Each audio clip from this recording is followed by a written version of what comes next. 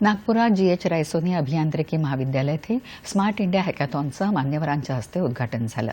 नागपूर केंद्रावर 9 राज्यातून 20 चमूंमध्ये 120 स्पर्धक आणि 24 प्रशिक्षक या स्पर्धेत सहभागी झाले आहेत। देशातल्या 51 नोडल केंद्रांपैकी 5व्यांदा या हॅकॅथॉनचं आयोजन करण्याची संधी GH रायसोनी अभियांत्रिकी महाविद्यालयाला मिळाल्याबद्दल महाविद्यालयाचे संचालक सुनील उंटवाले यांनी अभिमान व्यक्त केला। या केंद्रात स्मार्ट इंडिया हॅकॅथॉनमध्ये 2 केंद्रीय मंत्रालयाकडून 4 समस्या देण्यात आल्या आहेत।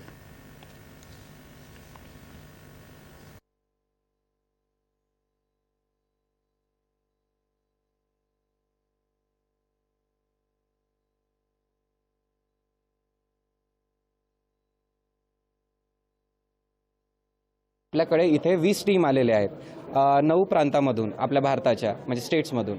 त्यातल्या त्यात काय म्हणतात 140 पार्टिसिपंट्स आलेले आहेत आणि ते सगळे सॉफ्टवेअर याच्यावर काम करणार आहेत।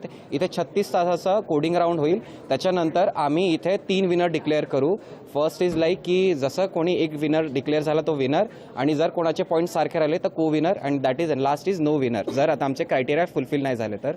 हे आमचं पूर्ण स्मार्ट इंडिया हॅकॅथॉनचं पूर्ण कॉन्सेप्ट आहे।